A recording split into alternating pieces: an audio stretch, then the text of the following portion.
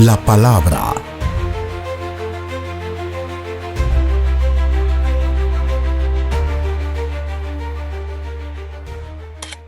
La verdad profunda, desde Balaam hasta Cristo. Introducción histórica y cultural. Hoy vamos a reflexionar en una verdad que aparece escondida entre las páginas del Antiguo Testamento, en un episodio tan inesperado como impactante. Se trata de un momento donde Dios usa la boca de un profeta mercenario, Balaam, para pronunciar una frase que trasciende el tiempo. No ha notado iniquidad en Jacob, ni ha visto perversidad en Israel. Números 23-21. Para entender la profundidad de esta afirmación, tenemos que viajar al contexto histórico. Israel está en el desierto, avanzando hacia la tierra prometida. Alrededor, las naciones los observan con temor porque Dios ha estado con ellos. Moab, desesperado, recurre a un recurso común en la espiritualidad pagana: contratar a un hombre considerado capaz de manipular lo divino mediante maldiciones. Ese hombre es Balaam, un profeta que amaba el dinero más que la justicia, pero aún así se encuentra forzado por el Dios verdadero a decir solamente lo que él le permite decir. Y cuando Balaam sube a un monte para maldecir a Israel, las palabras se le quiebran en la garganta. La profecía se transforma. La maldición se vuelve bendición. Dios le impide ver maldad en su pueblo. Esto es sorprendente porque, históricamente hablando, Israel sí había pecado, sí había murmurado, sí había fallado, sí había vacilado. Y sin embargo, la mirada de Dios no se enfocó en sus fallas, sino en su pacto. Este momento abre una ventana profética hacia una realidad aún más gloriosa que veremos hoy: cómo Dios mira al creyente en Cristo. En el libro de Números, nos encontramos con uno de los episodios más peculiares y teológicamente profundos del Antiguo Testamento: la serie de profecías de Balaam, un adivino extranjero contratado por Balac, rey de Moab, para maldecir al pueblo de Israel. Para entender la fuerza de la afirmación, no ha notado iniquidad en Jacob, ni ha visto perversidad en Israel. Números 23-21. Necesitamos comprender el contexto cultural. 1. Israel se hallaba en el desierto, avanzando hacia la tierra prometida. 2. Cultural y religiosamente, el mundo antiguo creía que los dioses podían manipularse mediante rituales o maldiciones. 3. Balac temía a Israel por el poder que Dios demostraba en sus victorias. Intenta contratar a Balaam, a un costo elevado, para invocar una maldición. 4. Pero Balaam, aunque motivado por dinero, se encuentra superado por la soberanía divina. Dios le obliga a bendecir a Israel. Esto es sorprendente porque, históricamente hablando, Israel sí había pecado, sí había murmurado, sí había dudado y sí había fallado. Sin embargo, desde la perspectiva de Dios en esa declaración, no ve iniquidad. No porque no exista, sino porque Dios ha decidido mirar al pueblo a través del pacto, a través de su propia fidelidad. Este punto es el que ahonda en nexo contacto poderoso con la obra salvífica de Cristo. Lo que Balaam pronunció como una sombra profética, la bendición se convierte en una realidad eterna para el creyente en Jesús. 1. La mirada de Dios a través del pacto. Balaam dice: Dios no ha notado iniquidad en Jacob. No ha visto perversidad en Israel. ¿Es que Israel era perfecto? No. ¿Es que no había pecado? Tampoco. La clave es esto: Dios los estaba mirando a través del pacto, el pacto que Él mismo inició, Él mismo sostuvo y Él mismo cumplió. El pacto de fidelidad divina que cubría al pueblo aun cuando ellos mismos no entendían su inmensidad. Esta es la primera gran enseñanza espiritual. Dios no los veía por lo que ellos eran, sino por lo que Él había decidido ser para ellos. El pacto se convierte en un lente, en un filtro de gracia, en una cobertura que silencia la acusación.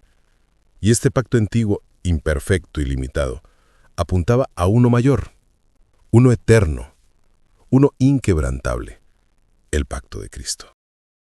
Balaam declara algo humanamente incomprensible. Dios no ve iniquidad en Jacob, ni ha visto maldad en Israel. ¿Cómo puede decir esto un Dios que es santo, perfecto y omnisciente? Porque Dios estaba mirando a Israel no como eran, sino bajo el marco del pacto. Un pacto basado en la elección divina, no en la fuerza humana. Así como el manto pascual protegió a Israel en Egipto, la fidelidad de Dios cubría al pueblo en el desierto. Esto anticipa un principio que el Nuevo Testamento desarrolla plenamente. El creyente es visto en Cristo, no en sí mismo. 2. El creyente en Cristo. Posición perfecta delante de Dios. Ahora llegamos al corazón del mensaje. Lo que Israel experimentó temporalmente en el desierto, el creyente lo experimenta eternamente en Cristo. La Escritura dice que estamos en Cristo. Esto no es una metáfora poética, es una realidad espiritual. Estar en Cristo significa 1. Estar cubierto por su justicia. 2. Ser visto a través de su obediencia perfecta. 3. Ser aceptado del mismo modo que Él es aceptado. 4. Ser amado con el amor con el que el Padre ama al Hijo. 5. Estar fuera del alcance de la condenación eterna. Cuando Dios mira al creyente, ve la perfección de su Hijo. No encuentra un solo pecado por el cual pueda condenarlo eternamente. No porque el creyente no haya fallado, sino porque Cristo nunca falló. No porque el creyente no tenga errores, sino porque Cristo cargó con todos ellos. Así como Dios miró a Israel y no vio iniquidad por causa del pacto, Dios mira al creyente hoy y ve la justicia de Cristo por causa de la cruz. Esto es más que teología. Es identidad, es descanso, es seguridad, es fundamento para vivir sin miedo. Aquí está la verdad central para nosotros hoy. Lo que Israel experimentó de forma temporal y simbólica, el creyente lo vive en plenitud y eternidad en Cristo. Cuando Dios mira al creyente, no ve su pasado, no ve su caída, no ve su imperfección, ve a Cristo. El cristiano está oculto en el Hijo, aceptado en el amado, revestido en su justicia, completado en su perfección. Esto no significa que el creyente no peque, significa que Dios no encuentra motivo para condenarlo eternamente, porque la condena que merecía cayó sobre Cristo en la cruz. 3. La ilustración del Rolls Royce. Hay una ilustración muy conocida, sencilla, pero profunda, que ayuda a entender esta verdad. Un inglés viajaba por Francia, cuando de repente el eje trasero se rompió. El mecánico local no tenía el repuesto, así que llamó a la casa matriz en Inglaterra. La compañía envió el eje y a 2 mecánicos para instalarlo. Tiempo después, el hombre solicitó la factura, pero la compañía respondió con una carta. Hemos revisado nuestros registros y no existe evidencia de que un Rolls-Royce haya tenido alguna vez un eje roto. Esta respuesta resume de manera clara la posición del creyente ante Dios. Cuando Dios revisa los registros eternos, cuando examina el archivo de tu alma, cuando mira tu historia desde el cielo, no encuentra signo alguno por el cual condenarte eternamente. No porque tú no hayas fallado, sino porque Cristo tomó tu falla. No porque tu historia esté perfecta, sino porque su historia cubre la tuya. La justificación es precisamente esto, un decreto legal de Dios que dice, declarado justo.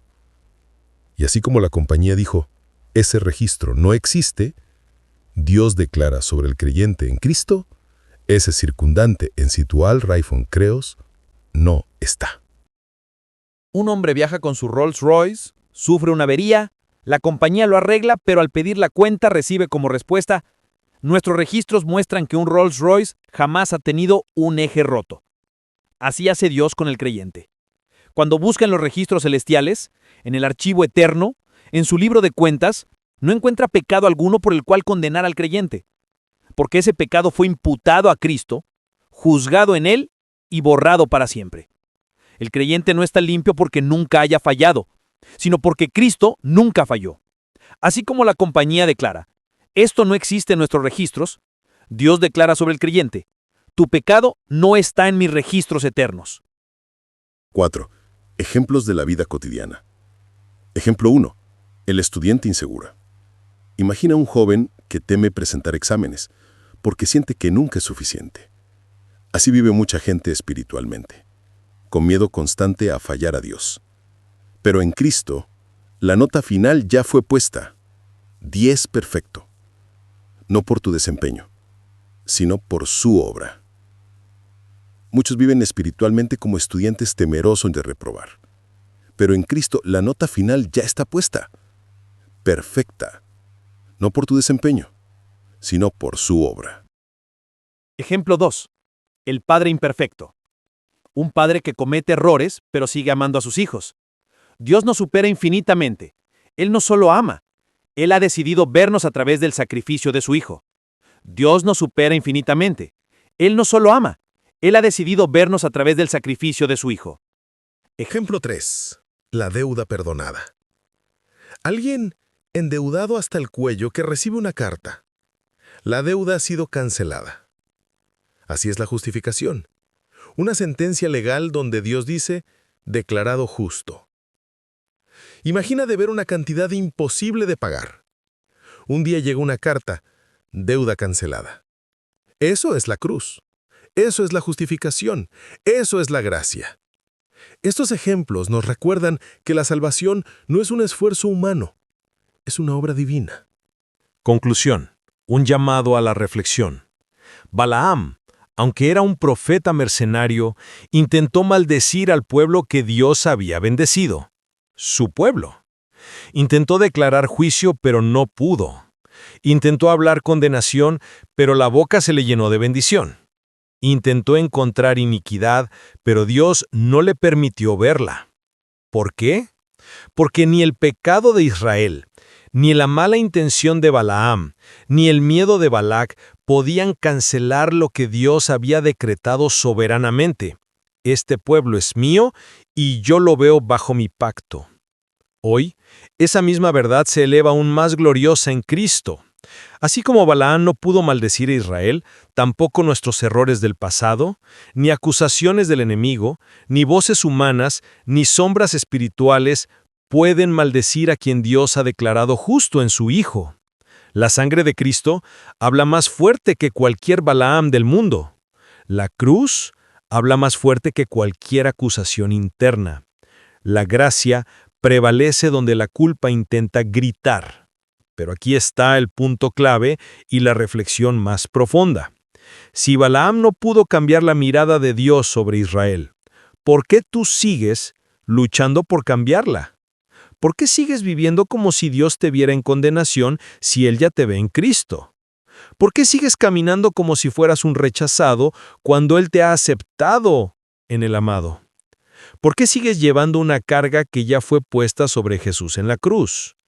Balaam fracasó en ver pecado en Israel, y hoy Dios no ve pecado condenatorio en ti si estás en Cristo. Entonces, ¿estás viviendo conforme a lo que Dios ve? ¿O conforme a lo que tú sientes? ¿Conforme a lo que Él decretó? ¿O conforme a lo que tu pasado dice? Hoy, en tiempos malos, en días inciertos donde el corazón del hombre desfallece, Dios sigue extendiendo su invitación eterna. Ven, cree. Permíteme cubrirte con la justicia de mi Hijo. Mira tu vida desde mi perspectiva. Camina como alguien perdonado, vive como alguien amado, decide seguirme. Dios te espera. Cristo te llama. Y el Espíritu Santo quiere llevarte a una vida plena, firme, segura y en paz. Porque la bendición que Balaam no pudo revocar sigue vigente para ti hoy. Vivimos en tiempos malos, tiempos donde el corazón se enfría, donde las prioridades se confunden, donde muchos viven sin esperanza, sin propósito, sin dirección. Pero Dios sigue siendo el mismo. Cristo sigue siendo suficiente. La cruz sigue hablando. La gracia sigue transformando. Hoy, esta verdad poderosa resuena tanto como en los días de Balaam. Cuando Dios mira al creyente, ve a Cristo. Cuando te mira, ve la justicia del Hijo. Cuando revisa los registros eternos, tu pecado no aparece. Esa es la seguridad del Evangelio. Aceptos en el amado, completos en Cristo, vistos con la dignidad de su Hijo. Si has estado sintiéndote indigno, lejos, sucio o insuficiente, recuerda esto. Dios no te mira como tú te miras. Te mira como mira a Cristo. Y está esperando que vuelvas, que descanses en lo que Él ya hizo y no en lo que tú logras. Si primero a mi bendito Salvador alcanzas y de la estima de Dios arrojarle logras, entonces puedes decirme que no soy limpio. Si este mensaje ha tocado tu corazón, te invito a apoyar este contenido para que pueda llegar a más vidas. Deja tu comentario compartiendo lo que Dios habló a tu vida. Dale me gusta a este video. Envíalo a familiares, amigos y conocidos. Activa la campanita. Y si aún no lo has hecho, suscríbete al canal Minkev para recibir más enseñanzas que edifiquen tu fe y te acerquen cada día más a Cristo. Caminemos hoy en la libertad de sabernos perdonados y amados, no por méritos propios, sino por la obra perfecta de Cristo. Suscríbase al canal, dele me gusta y comente. Bendiciones.